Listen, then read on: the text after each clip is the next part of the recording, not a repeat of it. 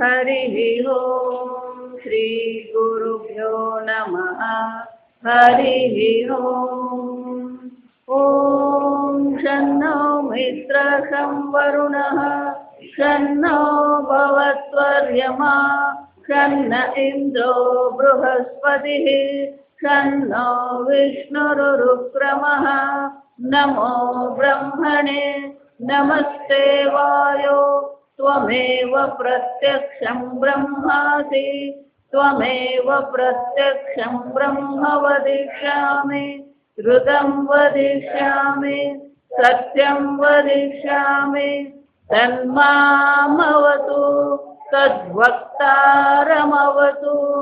अवतु माम् अवतु वक्तारम् ॐ शान्ति शान्ति शान्तिः ॐ भद्रं कर्णेभिः शृणुयाम देवाः भद्रं पश्येमाक्षभिर्यजत्राः स्थिरैरङ्गैः सुष्ठुवागुंसस्तनूभिः विषेम देवहितं यदायुः स्वस्ति न इन्द्रो वृद्धश्रवाः स्वस्ति न पूषा विश्ववेदाः स्वस्ति न साक्षो अरिष्टनेमिः स्वस्ति नो बृहस्पतिर्दधातु ॐ शान्ति शान्ति शान्तिः ॐ सहनाववतु सहनौ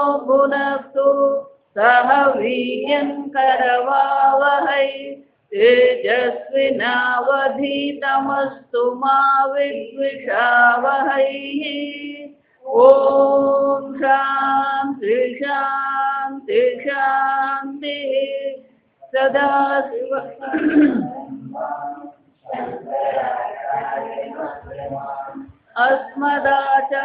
अस्मदाचार्यपर्यन्तां वन्दे गुरुपरम्परां श्रुतिस्मृतिपुराणानाम् आलयं करुणालयं नमामि भगवत्पादं शङ्करं लोकशङ्करं शङ्करं शङ्कराचार्यं केशवं बादरायणं सूत्रभाष्यकृतौ वन्दे भगवन्तौ पुनः पुनः ईश्वरो गुरुरात्मेति मूर्तिभेदविभागिने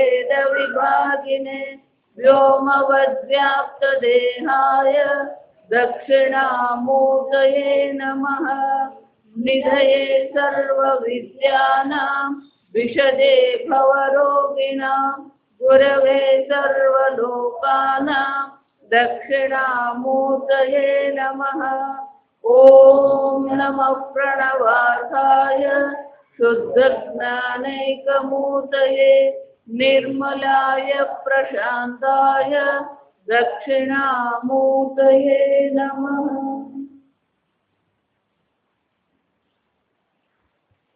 पाना नंबर 100 मंत्र 4 नायमात्मा बलहीनेन लभ्यः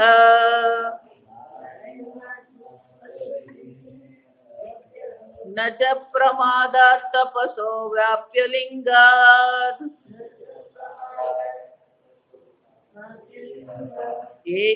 एतैरुपादेर्यतते यस्तु विद्वान् एतैरुपादेर्यतते यस्तु विद्वान् तस्येष आत्मा विशते ब्रह्मधाम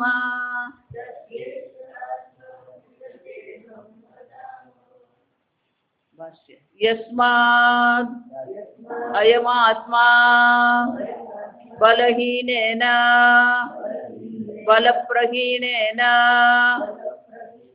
आत्मनिष्ठाजनित वीर्यहीनेन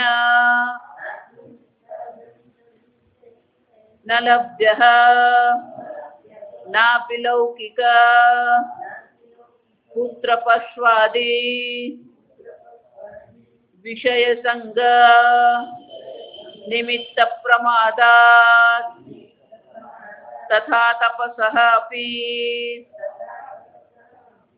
अलिंगात् लिंगरहितात् તપઃ અત્ર જ્ઞાનમ લિંગમ સંન્યાસઃ સંન્યાસરહિતા જ્ઞાનાत् ન લભ્યતે ઇત્યર્થઃ एतैः उपायैः बल अप्रमाद संन्यास ज्ञानैः यतते तत्परः सन् प्रयतते यस्तु विद्वान् विवेकी आत्मवित्तस्य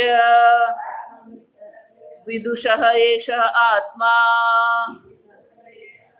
विशते संप्रविशति ब्रह्मधाम। આગળ આપણે જોયું નાયમાત્મા પ્રવચનેન લભ્યઃ. કેમ? ભલે ગમે એટલું પ્રવચન કરીએ, ગમે એટલું શ્રવણ કરીએ, ગમે એટલા ગ્રંથ ધારણ કરીએ, પણ જો આત્માનું વર્ણન જ નહીં કર્યું તો આત્મા પ્રાપ્ત થઈ શકતો નથી. એટલે ગયા મંત્રમાં, ત્રીજા મંત્રમાં આપણે જોયું યમે વૈશ વૃણુતે તેન લભ્યઃ. જે આત્માનું વરણ કરે છે એને જ આત્માની પ્રાપ્તિ અવશ્ય થાય છે. જો આપણે જીવનમાં વરણ કોનું કર્યું એટલું જ ને, તો પછી એનો અર્થ એવો થઈ જાય કે હું આત્માનું મેં વરણ કરી લીધું, આત્મા જ્ઞાન મારા જીવનનું લક્ષ્ય છે, તો મને આત્મજ્ઞાન પ્રાપ્ત થઈ જશે. અને એટલે હવે ચોથા મંત્રમાં કે છે નાયમાત્મા બલહીનેન લભ્યઃ. ગુજરાતીમાં કહેવત છે, મેઘ સમાન જળ નહીં, આપ સમાન બળ નહીં. આત્મબલં બલહીનેન. આત્મબળ આપણામાં હોવું. એ આત્મબળ ક્યારે આવે? પેલો આત્મવિશ્વાસ હોવો. વ્યક્તિને પોતાના પર જ જો વિશ્વાસ નહીં હોય તો એનામાં કોઈ બળ હોઈ શકે નહીં. એટલું જ નહીં, કોઈ આપણને કંઈ કહી જાય ને એટલે આપણી બુદ્ધિમાં તરત જ શું થઈ જાય? હંમેશા આપણે અન્યને સત્ય જ માનીને ચાલીએ. આપણી આ બુદ્ધિનો એક સ્વામી એટલે બહુ સરસ છે. ભારતમાં બધા દુઃખી કેમ છે? બીજા મારા માટે શું વિચારશે એનો અર્થ શું થયો? તમારા પોતાના અભિપ્રાય કરતા બીજાનો અભિપ્રાય તમારા માટે મહત્વનો બની ગયો. બીજો શું વિચારે, બીજો શું વિચારે મહત્વનું નથી. જો તમે શું તમારા માટે વિચારો છો? સ્વામીજીનું એટલે વાક્ય છે ને, you are as big as you think about your self. તમે એટલા મહાન છો જેટલું તમે તમારા વિશે વિચારો. પણ આપણે બધાએ પોતાના વિશે શું અભિપ્રાય બાંધી દીધો? હું મર્ત્ય છું, હું અજ્ઞાની છું. પોતે જે અભિપ્રાય બાંધીને બેઠા, પછી બાજુવાળો અભિપ્રાય આપે કે નહીં આપે, આપણો જ અભિપ્રાય શું છે? જો એટલે જ કોણ પેલો આરતી કરીએ ત્યારે શું બોલીએ? મેં મૂર્ખ. ભગવાનને જ કીધું, આપણે જ પોતાના વિશે માની લીધું હું મૂર્ખ છું. અને એટલે શંકરાચાર્યજી આ મંત્રની સંગતિ આપતા બહુ સરસ છે. આત્મા પ્રાર્થના સહાય ભૂતાની એતાની સાધનાની. આ બધા સાધન જે હવે બતાવી રહ્યા છે, બધા સાધન કેવા છે? આ આત્મ તત્વ જે છે એને પ્રાપ્ત કરવા માટેના સહાયક સાધનો છે. સહાય ભૂતાની. મુખ્ય સાધન તો કયું છે? શ્રવણ મનન અને નિધિધ્યાસન જ છે. ત્યાં સમજ. પણ એની સાથે સાથે આ સહાય કરનારા આ બધા પણ આપણી પાસે આ સાધન હોવા જોઈએ. જો સહાય ભૂતાની એટલે કેવા છે? ઘડો બનાવવો હોય તો આપણે શું કહીએ? ઘડા, કોઈ પણ વસ્તુની ઉત્પત્તિ માટે બે પ્રકારના કારણ હોય. એક નિમિત્ત કારણ કુંભાર, ઉપાદાન કારણ માટી. પણ ખાલી માટી અને કુંભાર હોય એટલે ઘડો બની જાય? કુંભારને કોની જરૂર પડે? પેલો ચાક અને દંડ. ચાક જોઈએ, દંડ જોઈએ, પાણી જોઈએ, આ બધું જોઈએ. મુખ્ય કારણ માટી અને કુંભાર છે, પણ એને સહાયભૂત કારણ જે છે કોણ છે? આ ચાક અને દંડ.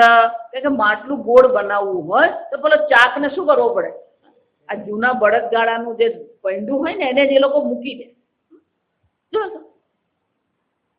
એ જ રીતે શ્રવણ કરીએ, મનન કરીએ પણ આ બધાની સાથે શંકરાચાર્યજી કહે છે સહાય ભૂતાની એતાની સાધનાની, આ બધા સાધન કેવા છે?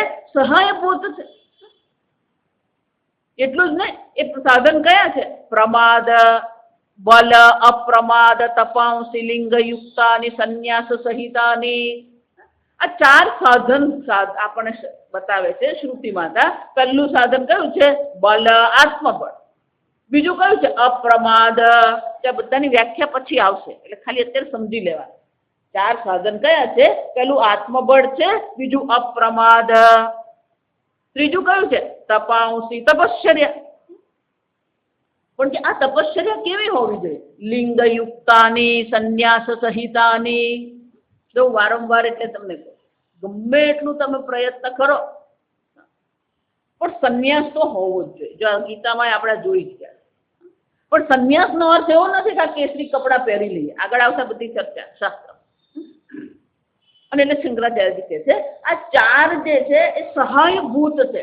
બળ છે, અપ્રમાદ છે, તપશ્ચર્યા છે અને સંન્યાસ એટલે જ્ઞાન. એતાની આ બધા કેવા છે? સંન્યાસ સહિતાની, સાધનાની, સહાયભૂતાની. જેમ કુંભાર માટે પેલો દંડ અને ચાક સહાયક છે, એમ આ આત્મજ્ઞાન મેળવવા માટે આ ચાર સાધન કેવા છે? સહાય સ્વરૂપ છે. તો કે કયા કયા છે? યસ્માત અયમાત્મા બલહીનેન બલપ્રહીણેન. બળ કોને કહેવામાં આવે? અહીંયા કયું બળની વાત કરી? શારીરિક બળની વાત કરી? જો આ સમજો બરાબર. મનોબળની વાત કરી નહીં. આત્મબલમ. તો કે આત્મબળ કોને કહેવામાં આવે? એટલે શંકરાચાર્યજી કહે છે આ જે વીર્ય જેને આપણે કહીએ, બળ જેને કહીએ, શંકરાચાર્યજી કહે છે આત્મનિષ્ઠા જનિત વીર્ય. જે વારંવાર કહું છું ને તમે, આપણે એવું માનીએ મારામાં બહુ શ્રદ્ધા છે, આજે ગમે ત્યાં હું જાઉં તો માતાજી હું તો બધું બહુ માનું છું. શ્રદ્ધાળુ છીએ આપણે, પણ આપણી શ્રદ્ધા ક્યાં સુધી છે? પેલા મંદિર સુધીની શ્રદ્ધા છે. જન્માષ્ટમી ઉજવી, ગણેશ ચતુર્થી, માતાજી અમે તો ગણપતિ બેસાડીએ, આપણી શ્રદ્ધા. શ્રદ્ધા નકામી નથી. જો સાંભળજો, પણ આગળ આપણે જોઈ ગયા એમ અહીંયા શ્રદ્ધા કઈ જરૂરી છે? બ્રહ્મ જ્ઞાનથી મને મોક્ષની પ્રાપ્તિ થશે. જા સમજ. તો આપણી શ્રદ્ધા ક્યાં હોવી જોઈએ? આ બ્રહ્મ જ્ઞાન પર હોવી. જો વિચાર, શ્રદ્ધાવાન લભતે જ્ઞાનમ. ભગવાન શું કહે છે? જો તમને આ બ્રહ્મ જ્ઞાન પર શ્રદ્ધા છે તો જ તમને આ જ્ઞાન થઈ શકે. શ્રવણ પર શ્રદ્ધા છે, શાસ્ત્ર પર શ્રદ્ધા છે. આપણી શ્રદ્ધા કેવી છે? જો વિચાર, જ્યાં સુધી આ બધા પર આપણી શ્રદ્ધા નહીં થાય અને શ્રદ્ધા નહીં હોય ત્યાં સુધી આ વીર્યની પ્રાપ્તિ નહીં થાય. અને શ્રદ્ધા કોને કહેવામાં આવે? આપણે જોઈ ગયા. ગુરુ વેદાંત વાક્યેષુ સત્ય બુદ્ધિ અવધારણા સા શ્રદ્ધા કથિતા વિદ્વદ્ભિઃ. ગુરુ જે કહી રહ્યા છે, શાસ્ત્ર દ્વારા જે કહેવામાં આવી રહ્યું છે એ સત્ય છે એવી આપણા મનમાં શું હોવી જોઈએ? બુદ્ધિ થવી. એટલું જ નહીં, યયા વસ્તુ ઉપલબ્ધતે. આ શ્રદ્ધા કેવી છે? જેના દ્વારા આ બ્રહ્મ તત્વ આપણને પ્રાપ્ત થઈ શકે. જો વારંવાર કહું, આપણે ધર્મમાં શ્રદ્ધા છે, સગુણ સાકાર ભગવાનની પૂજામાં આપણને શ્રદ્ધા છે. પણ આ બધી શ્રદ્ધા કેવી છે? એનું ફળ શું છે તમને ખબર છે? તમે ગણેશ ચતુર્થી ઉજવીને ઘરમાં આપણે ગણપતિ માંડી દીધા અને 10 દિવસ ગણપતિ માંડ્યા, પણ એનું ફળ કેટલું મળશે, ક્યારે મળશે અને કેવા સ્વરૂપે મળશે ખબર છે? અનિશ્ચિતતા. એને શું કહેવામાં આવે? અનિશ્ચિતતા. જેટલો તમે ધર્મપૂર્વક, જો સમજો આજે જન્માષ્ટમી છે, પછી ગણેશ ચતુર્થી, પછી નવરાત્રી, પછી દિવાળી, આ ચાલુ. હવે નાગપાંચમ થી શરૂ થાય. નાગપાંચમ આવે ને પછી શીતળા સાત, રાંધણ છઠ ને શીતળા સાત, આપણે બધું ચાલુ થઈ ગયું. બધું પ્રેમથી કરી. પેલી નાગની પૂજા કરીએ, પછી નોડીને એમ આવે એટલે શું છે નોડિયાની પૂજા કરીએ, બધું પણ એનું ફળ નિશ્ચિત છે. કોના જેવું છે? મારી પાસે 5 લાખ રૂપિયા છે, પેલા બેંકના મેનેજરને કઈ જઈને શું કહું, આ 5 લાખ રૂપિયા મારે ડિપોઝિટ મૂકવું, ભાઈ કેટલા મળશે? તો તમે મૂકી જાઓ ને તો અમે આપીશું. મૂકી આવો, મૂકી આવે 5 લાખ રૂપિયા.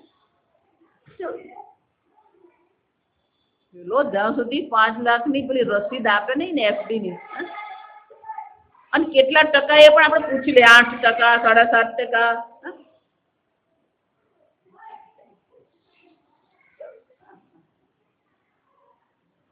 આપણને નિશ્ચય જ નથી. એ જ રીતે તમે જેટલી શ્રદ્ધાથી કરી રહ્યા છો એમાં તમને કયું ફળ મળવાનું જ ખબર છે, અને છતાં આપણે એમાં વધારે શ્રદ્ધા છે. પણ શ્રવણ કરવામાં શ્રદ્ધા છે કેમ આવે ને? માતાજી સત્યનારાયણની કથા એટલે બધા આ શું છે જરા સમજો. એક બેન મને કે માતાજી આ વખતે હું નહીં આવું. કેમ? મારે શિવપુરાણ સાંભળવા જો જા. એટલે આપણી શ્રદ્ધા વધારે ક્યાં છે? શિવપુરાણમાં. શાસ્ત્ર શ્રવણમાં શ્રદ્ધા નથી. અને એટલે શંકરાચાર્ય શ્રદ્ધાની વ્યાખ્યા શું કરે છે? ગુરુ વેદાંત વાક્ય શું વિશ્વાસ. તત્વબોધમાં જોઈ કે આ શાસ્ત્ર જે વેદાંત શાસ્ત્ર છે એના પર આપણને શ્રદ્ધા થવી જોઈએ. અને એકવાર આત્મ તત્વ પર પણ શ્રદ્ધા થાય. શંકરાચાર્ય શું કહે છે? આત્મનિષ્ઠા જનિતા. પણ એ શ્રદ્ધા જો આપણામાં નથી, એ વીર્ય નથી. એટલે શું કે છે? નાયમાત્મા બલહીનેન લભ્ય. જેને આત્મનિષ્ઠા જેની થઈ નથી, એ આત્મનિષ્ઠા જેની નથી, એને આ આત્મજ્ઞાન થતું નથી. એટલે શંકરાચાર્ય કહે છે આત્મનિષ્ઠા જનિત વીર્યહીનેન. તો કે આત્મનિષ્ઠા એટલે શું છે? શ્રવણાદિ લક્ષણ અન્ય તત્ વ્યાપાર વર્જિત. શ્રવણ મનન નિધિધ્યાસનમ. એક વાર આમાં શ્રદ્ધા થઈ ગઈ, બાકીનો બધો વ્યાપાર આપણો શું થઈ જવો છે? છૂટી જવો છે. જેમ પેલો મેડિકલમાં જવાનો એમ કે એટલે બાકીની બધી પ્રવૃત્તિ એને માટે શું થઈ જાય? છૂટી જ જાય. જો સમજ, છોડવી પડે નહીં. જો સમજો, છૂટી જાય. હંમેશા એટલા માટે જીવનમાં આપણે આનંદમાં રહેવું હોય, આ લૌકિક જગતની દ્રષ્ટિએ જો સમજ, તો હંમેશા એક વિશેષ પ્રકારનું લક્ષ્ય જીવનમાં રાખો. એ લક્ષ્ય તમને શું કરશે? જીવંત રાખે. જો આજકાલના માણસ જો મરેલો હોય ને એવી રીતે જીવતો હોય. કેમ? લક્ષ્યહીન જીવન છે. આપણે જીવનનું કોઈ લક્ષ્ય છે જ? જેના જીવનમાં એક લક્ષ્ય હોય ને એનું જીવન જે હોય કેવું? જીવંત હોય. મારે આ મેળવવું છે. આપણે ગુજરાતીમાં એમ થનગનતો હોય. આપણે ગુજરાતીમાં શું કહીએ? એના જીવનમાં થનગના. મારે મેળવવું છે, ઉત્સાહ કહેવાય. પેલો આજનો માણસ છે ને સાવ ઉત્સાહહીન.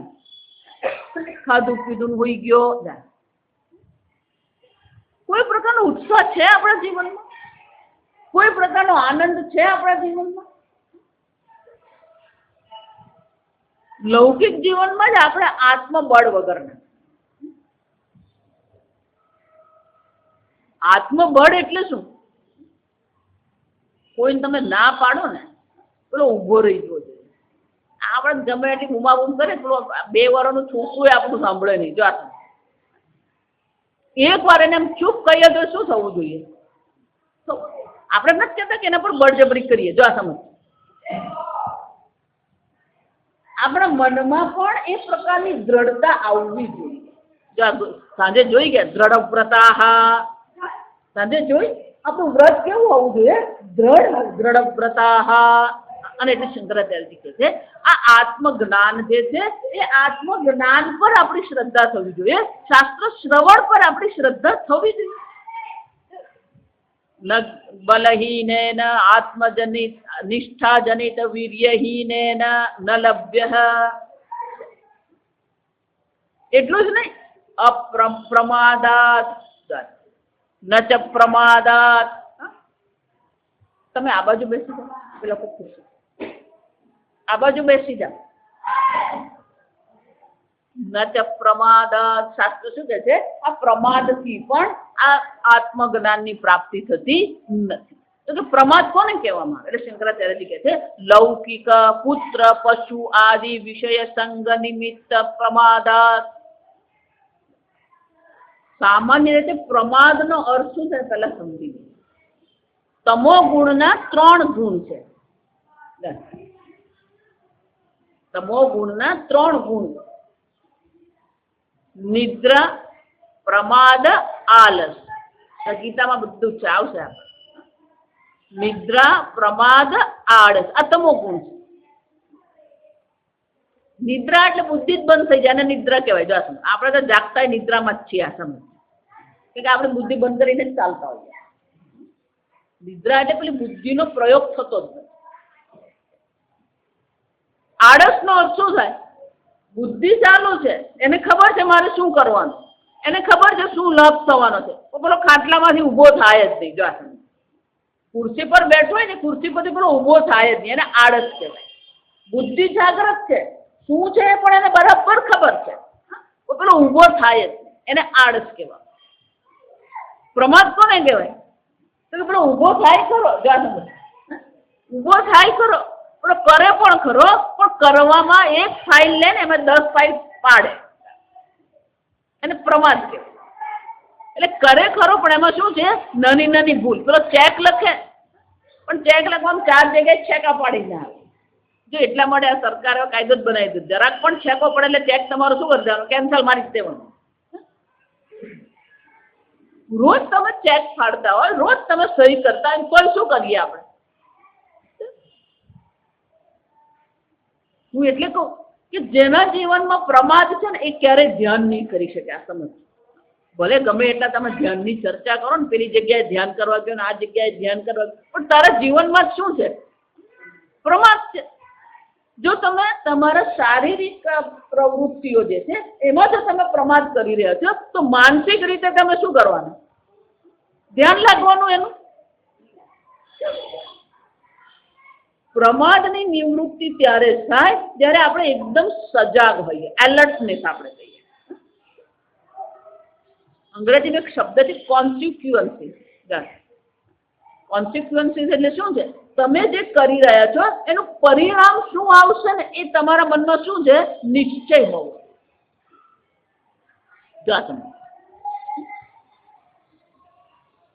આપણે કર્મ કરીએ, મેં ફાઇલ લીધી, આ કર્મ કહેવાય. પણ હું ફાઇલ જ્યારે લઉં છું તો બાકીની ફાઇલ પડી શકે એવું પરિણામ આવી શકે, પણ એના પર આપણે ધ્યાન આપતા જ નથી.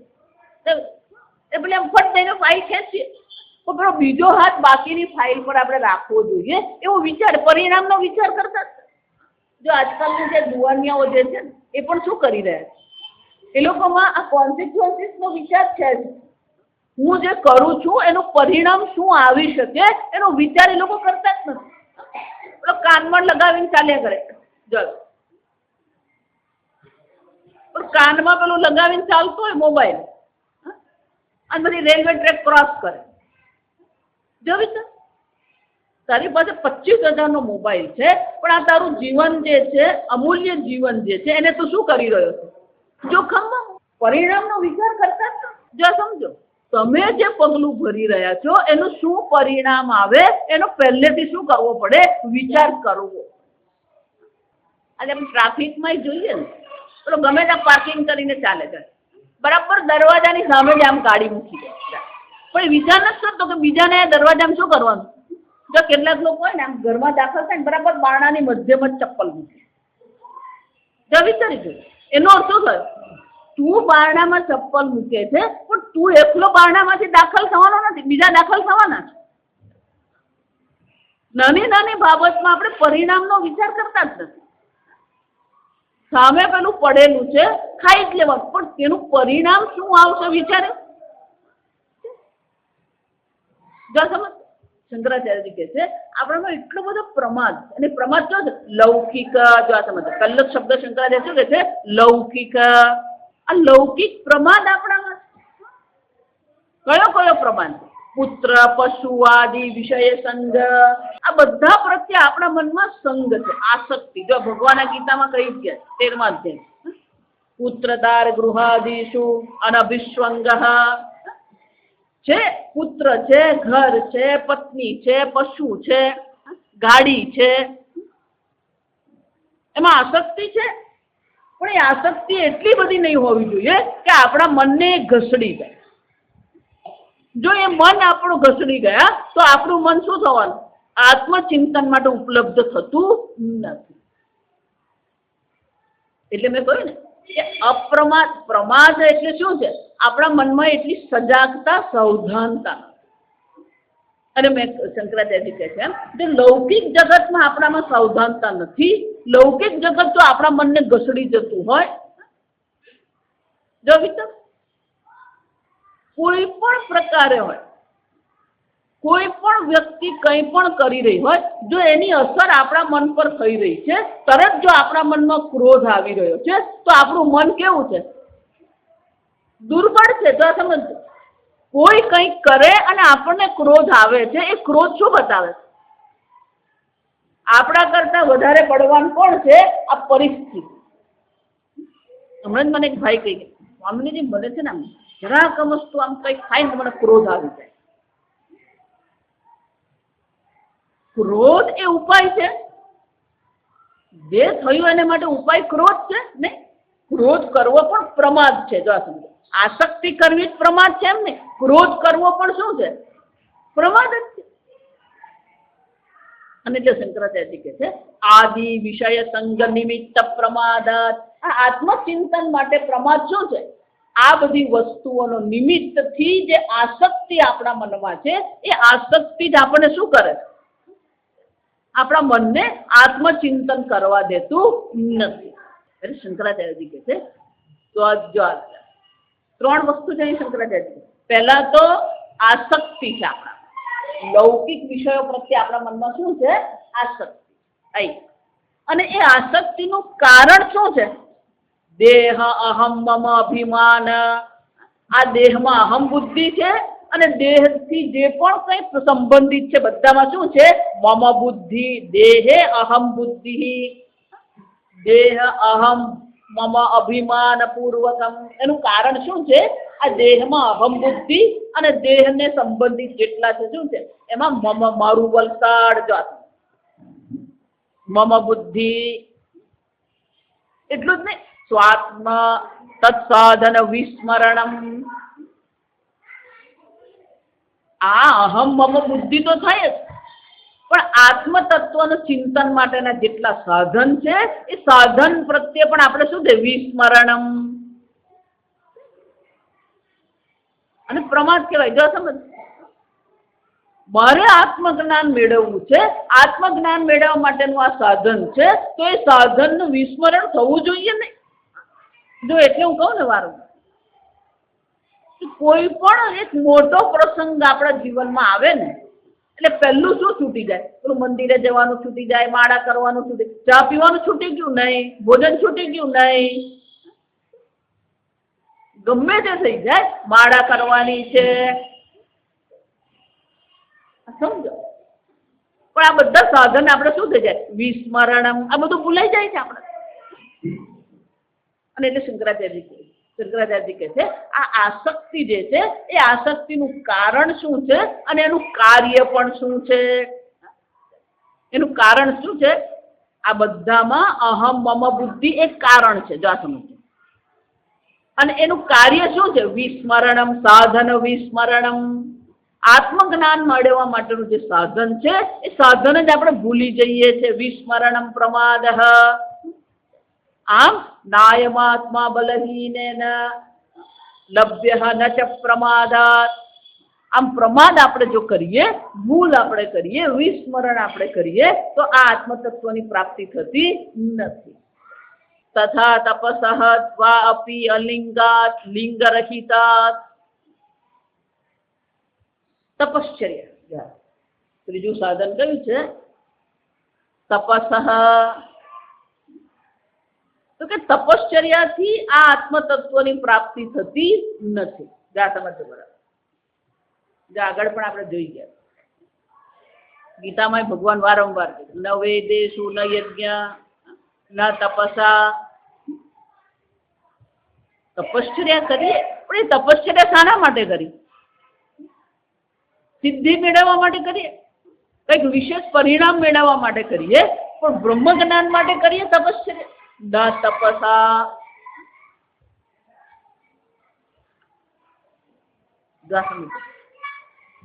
તૈત્રીય ઉપનિષદમાં જોઈ ગયા, સતપો તપ્યત સતપસ્તપ્ત્વા, તપ આલોચને, એને શું કહેવામાં આવે? તપ આલોચને. અહીંયા તપ એટલે શું છે? જ્ઞાન. જ્ઞાનને શું કહે? જ્ઞાન તપસા, જ્ઞાન રૂપી તપશ્ચર્યા. અહીંયા જયારે તપશ્ચર્યા કહ્યું એનો અર્થ શું થાય? આ જ્ઞાન રૂપી તપશ્ચર્યા આપણા જીવનમાં હોવી જોઈએ. અને એટલે શંકરાચાર્ય કહે છે તપસઃ અપી અલિંગાત, લિંગરહિતા. શ્રુતિ માતા શું કહે છે? અલિંગાત તપસા. લિંગ કોને કહેવાય? શંકરાચાર્ય કે સંન્યાસઃ લિંગમ તપઃ અત્ર જ્ઞાનમ. અને એ જ્ઞાન કયું છે? લિંગમ સંન્યાસઃ, સંન્યાસ રહિત જ્ઞાનાત ન લભ્યતે. તપ એટલે જ્ઞાનમ. શંકરાચાર્ય શાસ્ત્ર ભાષ્યમાં કહે છે તપઃ અત્ર જ્ઞાનમ. આ તપશ્ચર્યા શું છે? જ્ઞાન છે. પણ એ લિંગાત અલિંગાત મંત્રમાં શબ્દ કયો છે? અલિંગાત. તો કે લિંગ એટલે શું છે? સંન્યાસ. શંકરાચાર્ય કહે છે લિંગ સંન્યાસ, સંન્યાસ રહિતા જ્ઞાનાત. સંન્યાસ જરૂરી છે. વિચાર લૌકિક જીવનની દ્રષ્ટિએ પણ વિચારીએ તો આપણા 4 આશ્રમ છે: બ્રહ્મચર્ય આશ્રમ, ગૃહસ્થ આશ્રમ, વાનપ્રસ્થ આશ્રમ અને સંન્યાસ. એનો શું થયો? દરેક મનુષ્યએ સંન્યાસ છેવટે ગ્રહણ કરવો જોઈએ. સંન્યાસી બનવાનું જ છે. એ સ્વામીને બહુ સરસ. સંન્યાસ એટલે 4 પ્રકાર. પહેલું તો સંન્યાસ જીવન, જીવન પ્રણાલી આપણે જેને કહીએ. તો એ લાઈફસ્ટાઈલ, અને અંગ્રેજીમાં શું કહેવાય? લાઈફસ્ટાઈલ. આપણી જીવન પ્રણાલી સંન્યાસ બની શકે. હું છું ને કુંભ મેળામાં જાઓ ને તો અનેક સંન્યાસીઓ જોવા મળે. અનેક સંપ્રદાયોમાં પણ સંન્યાસીઓ જોવા મળે. પણ એ બધા જે સંન્યાસીઓ છે બધા કેવા છે? જ્ઞાન રહિતા. શંકરાચાર્ય શબ્દ સંન્યાસી છે પણ એના જીવનમાં જ્ઞાન છે, શાસ્ત્ર શ્રવણ છે, મનન છે. જ્ઞાન રહિતા. ધારો કે લાઈફસ્ટાઈલ નથી. જો આ સમજો કેમ? સંન્યાસો નામ સર્વ ત્યાગ. સંન્યાસ એટલે સર્વનો શું કરવામાં આવે? ત્યાગ કરવામાં આવે. જ્યારે સંન્યાસ ગ્રહણ કરવામાં આવે ત્યારે સર્વ પ્રકારનો દેહ સહિત બધી વસ્તુનો શું કરવાનો હોય? સર્વ ત્યાગ. સર્વ પ્રકારનો ત્યાગ છે. દેહનો પણ ત્યાગ છે. ત્યાં સમજો, જ્યારે સંન્યાસ દીક્ષા, એટલા માટે સંન્યાસ દીક્ષા હંમેશા નદી કિનારે આપવામાં આવે. સભા મંડપમાં સંન્યાસ દીક્ષા નહીં અપાય. આ સમજો, સંન્યાસ દીક્ષા ક્યાં આપવાની હોય? નદી કિનારા. કેમ? કે એક વાર સર્વનો ત્યાગ થઈ ગયો તો દેહનો પણ શું કરવાનો હોય? એટલે જ્યારે સંન્યાસ દીક્ષા આપવામાં આવે તો પેલા શિષ્યએ શું કરવાનું હોય? દેહને પણ નદીમાં ડૂબાડી દેવાનો. ખરેખર એટલે આ ગંગામાં આપણને સંન્યાસ દીક્ષા જયારે કરવામાં આવે ત્યારે પેલા એ તો ગંગામાં દેહને પધરાવાનો જ હોય. પછી ગુરુજી કે નહીં નહીં, તને આ દેહનું કામ નથી. આ દેહનું લૌકિક કલ્યાણ માટે મને કામ છે. આ દેહ તું મને આપી દે. જો આ વિચાર. એટલે સ્વામીજી શું કરે? ગુરુજી એને પાછો બોલાવે. જો નહીં બોલાવે તો પેલા ખરેખર શું કરવાનું હોય? નદી કિનારો જ નથી. જો આ સમજો તો દેહનો ત્યાગ ક્યાં કરવાનો હોય?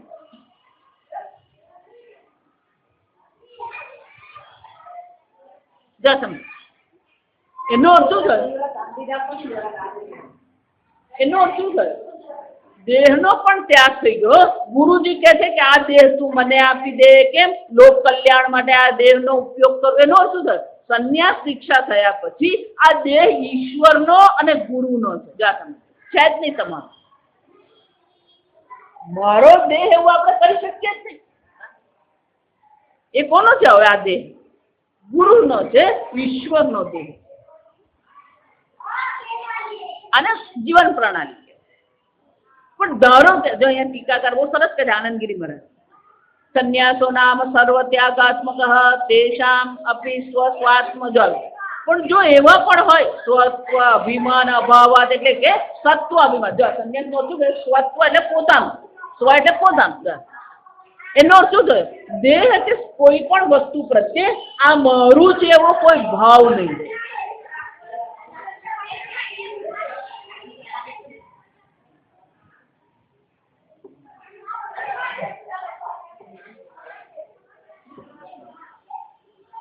મારું છે એવો ભાવ નથી. તો આ સાંભળજો, એનો અર્થ શું થયો? ધારો કે કોઈ કે આ સંન્યાસ ગ્રહણ નથી કર્યો પણ એ પણ સંન્યાસી હોઈ શકે. એટલે એ બહુ સરસ પ્રશ્ન ઉઠાવવામાં આવે. કેમ? એટલે કે છે ઇન્દ્ર, જનક, ગાર્ગી પ્રભુતિ નામ અપી આત્મલાભ શ્રવણાત. એ શાસ્ત્રમાં જોવા મળે છે. ઇન્દ્રને પણ બ્રહ્મ જ્ઞાન થયું. બૃહદ ઉપનિષદમાં ચર્ચા છે કે ઇન્દ્રને બ્રહ્મ જ્ઞાન થયું. તો કે ઇન્દ્રએ સંન્યાસ ગ્રહણ કરેલું નહીં. જનક રાજા હતા, એને સંન્યાસ ગ્રહણ કરેલો નહીં, પણ એને શું છે? જ્ઞાન થયું હતું. ગાર્ગી, પ્રભુતિ ના નીકળ્યો. શાસ્ત્રમાં જોવા મળે છે કે એવા અનેક લોકો છે જેને જ્ઞાન થયું છે પણ એમણે આ સંન્યાસ જીવન પ્રણાલી અપનાવી નથી. તો પછી એ જ્ઞાન કેવી રીતે છે? જો તમે એમ કહેતા હોય કે સંન્યાસ વગરની તપશ્ચર્યાથી જ્ઞાન નહીં થાય તો પછી શું થવાનું? નહીં થાય. એટલે સ્વામીજી કે ફક્ત આ લિંગ જે છે એ સંન્યાસ ખરેખર ગ્રહણ કરવાથી સંભળાય છે ને? પાછળ સંભળાય, આગળ આવી જાય.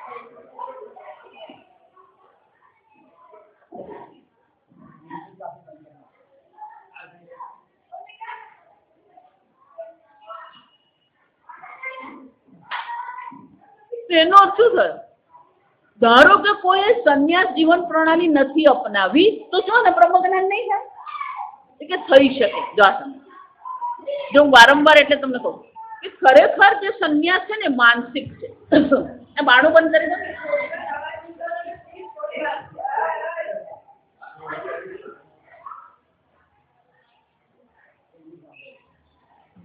એને જ બાળકો આપણે આવા જ હતા.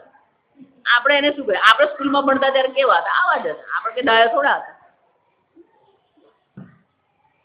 જીવન ને જેવું છે. જો આ સમય બાળક જુએ ને એવું જ હોય.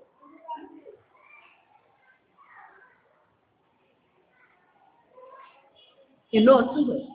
સ્વામીજી કે ભલે આપણે લાઈફસ્ટાઈલ એટલે જીવન પ્રણાલી સંન્યાસીની અપનાવી નથી પણ શું કરવાની જરૂર?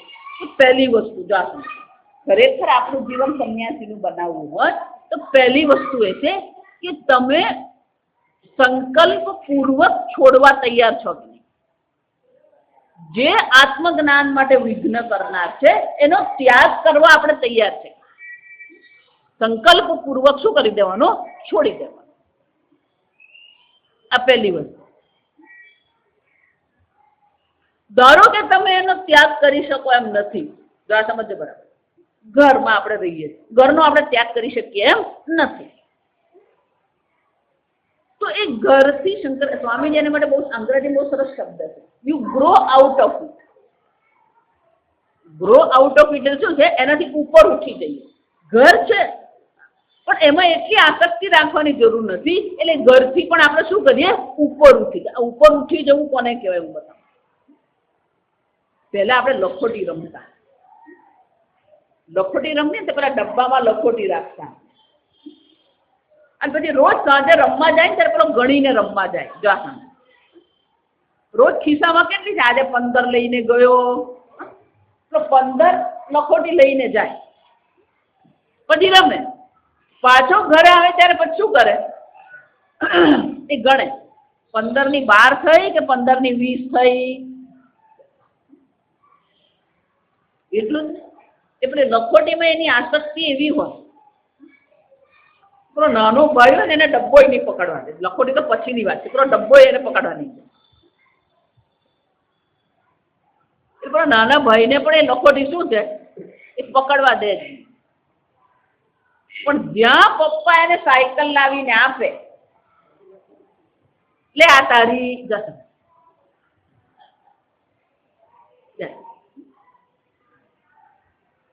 ઉત્કૃષ્ટ વસ્તુ મળી એટલે નિકૃષ્ટ વસ્તુથી આપણે આપોઆપ શું થયા ઉપર ઉઠી ગયા.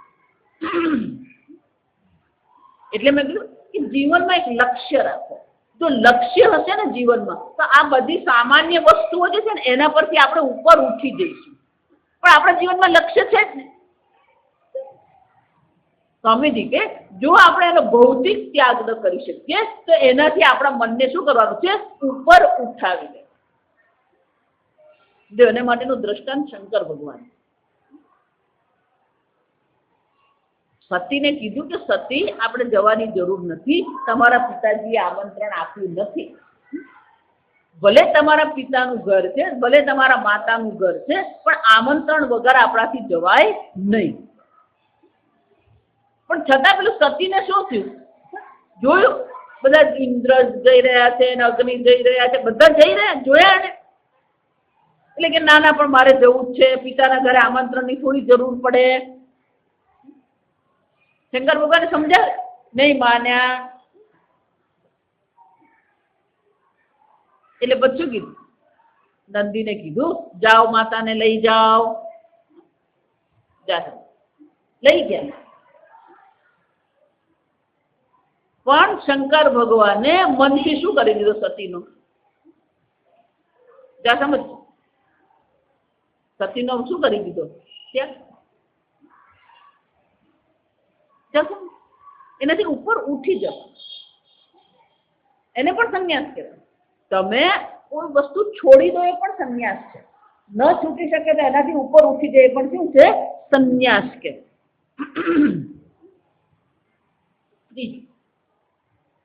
સંન્યાસનું ત્રીજું લક્ષણ કયું છે આગળ મેં કહ્યું એમ કોઈ પણ વસ્તુ તમારા મનને કોઈ પણ પ્રકારે વિક્ષિત કરી શકે નહીં. કોઈ પણ પ્રસંગ બને જો 9 વાગે એટલે એક્ઝેક્ટ 9 વાગે એ લોકોએ કરવાનું. જો તમે ધ્વજવંદન 9 વાગે થાય. સંન્યાસનું ત્રીજું કયું છે કોઈ પણ વસ્તુ આપણા મનને વિક્ષિપ્ત નહીં કરે. તો આગળ બલહીન એમાં મેં કીધું કે પરિસ્થિતિ બળવાન બની જાય છે, વસ્તુ બળવાન બની જાય અને આપણે શું થઈ જાય છે વિક્ષિપ્ત થઈ જાય, ગમે તે થઈ જાય. કે એના માટે દ્રષ્ટાંત છે જનક રાજા.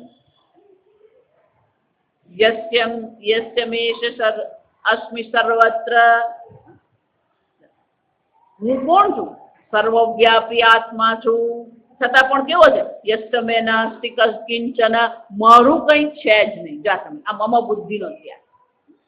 અહીંયા જે કઈ છે સર્વત્ર હું બ્રહ્મ માત્ર છું, મારું કઈ છે જ નહીં. કેમ તો આ પ્રસંગ આવે કે યાજ્ઞવલ્ક મુનિ પાસે એ ભણવા જતા હતા. એને એનું કરવા દો, આપણે આપણું કરીએ. આ કસોટી છે આપણી આજે. તો રોજ જનક રાજા સવારે ક્યાં જતા હતા યાજ્ઞવલ્ક મુનિ પાસે શાસ્ત્ર અધ્યયન કરવા. એક દિવસ કોઈ કારણસર એમને થોડું મોડું થયું એટલે બાકીના બધા બ્રહ્મચારીઓ બેસી ગયા અને પેલા ગુરુજી રાહ જોવે કે જનક આવે પછી હું શરૂ કરું. એટલે બધા બ્રહ્મચારીઓને એમ થયું આ જનક તો ગ્રસ્ત છે, રાજા છે, એની રાહ જોવાની શું છે, અમે બધા તો બેસી ગયા, શું કરવું જોઈએ, શરૂ કરી દેવા. અમે બધા આવી તો ગયા, રાજા જનક આવે જ નહીં, શું ફરક પડે. જવી છતાં યાજ્ઞવલ્ક મુનિ રાહ જોઈ, જનક રાજા આવ્યા પછી શરૂ થયું. બધાના મનમાં બધા ગુરુજી હોય ને એ બધાની આંખ વાંચતા જ હોય. આ સમજો તમારું મન અહીંયા છે કે નહીં ખબર પડી જ જાય. એટલે યાજ્ઞવલ્ક મુનિને ખ્યાલ આવી ગયો કે આ લોકોના બધાના મગજમાં શું ચાલી રહ્યું, આ જનક રાજાની રાહ જોવાની શું જરૂર છે. એટલે વર્ક શરૂ થઈ ગયો. પછી અચાનક જ કીધું કે આ જંગલમાં આગ લાગી છે. જો જંગલમાં આગ લાગી અને આ આગ નગર સુધી ફેલાઈ ગઈ. મિથિલામાં પણ શું થયું, આગ ફેલાઈ ગઈ. જ્યાં જંગલમાં આગ લાગી છે એમ કીધું, બધા બ્રહ્મચારી પોતાની લંગોટ લેવા દોડ્યા. જનક રાજા ત્યાં બેસી ગયા. જો આવી છે એટલે પૂછ્યું કે જનક તારે દોડવું નથી, તારી મિથિલા શું છે બળી રહી છે. તો શું કે છે? મિથિલાયામ પ્રદીપ્તાયામ નમે કશ્ચિદ દક્ષ્યતે. મિથિલા બળવા છતાં પણ મારું કઈ બળતું. આપણે તો એક આંગળીમાં વાગ્યું હોય ને અને એમાં કોઈ બીજાએ વગાડ્યું હોય ને તો બાપડાનું આવી જ બને. મિથિલાયામ પ્રદીપ્તાયામ નમે કશ્ચિદ દક્ષ્યતે. જનકે શું કીધું? ભલે હું મિથિલાનો રાજા છું, મેં ત્યાં વ્યવસ્થા રાખી જ છે, એટલે ત્યાં લોકો જે છે એ લોકો શું કરશે? એ અગ્નિ માટેની વ્યવસ્થા કરશે. ત્યાં પહેલું આને સંચાલન છે કે ત્યાં પ્રધાને છે, મંત્રી છે, બધા જ છે. મિથિલાની રક્ષા કરવા મારે દોડવાની જરૂર. બીજું, મિથિલા બળવા છતાં પણ મારું કઈ બળતું. હા, કોઈ પણ વસ્તુ તમને વિક્ષિપ્ત નહીં કરે. અને સંન્યાસ. અને એટલા માટે ભલે સંન્યાસ અહીંયા લિંગ એટલે કે સંન્યાસ એવું કહેવામાં આવ્યું, પણ ધારો કે પણ કોઈ જીવન પ્રણાલી નથી અપનાવી તો આ 3 લક્ષણ એનામાં અવશ્ય હોવા જોઈએ. પહેલું તો ત્યાગ કરવા તૈયાર હોવો જોઈએ. ત્યાગ ન થાય તો માનસિક રીતે એનાથી ઉપર ઉઠી જઈએ. અને ત્રીજું શું છે? મારું કઈ થતું કોઈ પ્રકારે કોઈ વસ્તુ તમને વિક્ષિપ્ત નહીં. જો વારંવાર તમને કહેતી રહું છું કે ગમે એટલું જ્ઞાન મેળવો ને ગમે એટલી સંપત્તિ મેળવો ને કરોડનો બંગલો બનાવો, પણ કરોડનો બંગલો બનાવ્યા પછી જો અંદર બેસીને તમારે રડવું પડે ને તો એ કરોડનો બંગલો નકામો જશે. કરોડનો બંગલો બનાવ્યા પછી જો તમે વિક્ષિપ્ત રહેતા હોય ને, તમે ક્યાંય શાંતિથી આનંદથી રહી શકતા નથી, તો એ બધી વસ્તુ તમારા માટે શું છે? વ્યર્થ છે. જો આ સમજ વારંવાર એટલે કરોડનો 5 કરોડનું તમે બનાવો પણ તમારે અંદર બેસીને જો રડવું પડતું હોય તો એ કામનું શું છે? એ વસ્તુ તમને જો વિક્ષિપ્ત કરતી હોય તો એ બધું નકામું છે. અને એટલા માટે શ્રુતિ માતા શું કહે છે? અલિંગાત. જેના જીવનમાં સંન્યાસ નથી. જો આગળ આપણે સંન્યાસની વ્યાખ્યા જોઈ ગયા. યો ન દ્વેષ્ટિ ન કાંક્ષતી. પોતાના રાગ દ્વેષ પ્રત્યે જ આપણે વૈરાગ છે. બીજું સર્વ સંકલ્પ સંન્યાસી. ગીતામાં 2 જ વ્યાખ્યા છે. સર્વ સંકલ્પ સંન્યાસ. સર્વ પ્રકારના સંકલ્પ છોડી દો. આ લૌકિક કોઈ સંકલ્પ કરવાની જરૂર નથી. તમે પ્રારબ્ધ લઈને આવ્યા છો અને પ્રારબ્ધ પ્રમાણે બધું બનવાનું. તમે સંકલ્પ કરો કે નહીં કરો કોઈ ફરક પડે. તમે ગમે એટલું વિચારો ને, પ્રારબ્ધથી વધારે અને સમયથી પહેલા કોઈને કઈ મળતું કોઈ વસ્તુ. સર્વ સંકલ્પ સંન્યાસી. છોડી દો સંકલ્પ. આ આમ જ હોવું જોઈએ, આ આમ જ. છોડી દો સંકલ્પ. સંન્યાસી કોને કહેવાય? આ બધા લૌકિક સંકલ્પ જે છોડી દે ને એ સંન્યાસ. અને એટલે શ્રુતિ માતા કહે છે જેના જીવનમાં આ પ્રકારનો સંન્યાસ નથી, સંન્યાસ રહિત જ્ઞાનાદ. ગમે એટલું શાસ્ત્ર અધ્યયન કરીએ પણ ભૌતિક રીતે અને માનસિક રીતે જો એ સંન્યાસી નથી તો પણ એને આત્મલાભ થઈ શકે એમ છે જ નહીં. દાયમાત્મ બલહીનેન લભ્ય ન ચ પ્રમાદાત તપસઃ અપી અલિંગાત. એનો અર્થ શું થાય? એ તૈહિ ઉપાયૈહિ યતતે. આ ઉપાયથી પ્રયત્ન કરવો પડે. એનો અર્થ શું થાય? બળ હોવું જોઈએ, અપ્રમાદ હોવો જોઈએ, જ્ઞાન રૂપી તપશ્ચર્યા હોવી જોઈએ અને સંન્યાસ હોવો જોઈએ. આ 4 વસ્તુ હોય. શ્રુતિ માતા આગળ કહે છે, આપણે આવતીકાલે વિચારીએ તો શું કહે છે? એ તૈહિ ઉપાયૈહિ. શ્રુતિ માતા મંત્રમાં શું કહે છે? આ ઉપાયોથી જ આત્માની પ્રાપ્તિ અવશ્ય થાય. ઓમ અસતો માં સદ્ગમય તમસો માં જ્યોતિર્ગમય મૃત્યોર્મા અમૃતંગમય. ઓમ પૂર્ણમદ પૂર્ણમિદં પૂર્ણાત પૂર્ણમુદચ્યતે પૂર્ણસ્ય પૂર્ણમાદાય પૂર્ણમેવાવશિષ્યતે. ઓમ શાંતિ શાંતિ શાંતિ. હરિ ઓમ. શ્રી ગુરુભ્યો નમઃ. હરિ ઓમ.